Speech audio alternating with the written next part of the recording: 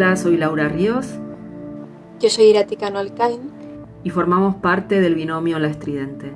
Estamos muy contentas de anunciar que hemos sido seleccionadas en la convocatoria de Residencias de Investigación 2020 para desarrollar un proyecto muy ilusionante relacionado con las lactancias mercenarias y las nodrizas o llamadas amas de cría en el entorno de Castellón. Estos días de cuarentena estamos recopilando e investigando diferentes experiencias en el ámbito de las nodrizas y las amas de cría, y nos gustaría mucho hacer esta investigación estando en Menador de Castellón, ya que creemos que haríamos un trabajo de campo más extenso estando allí.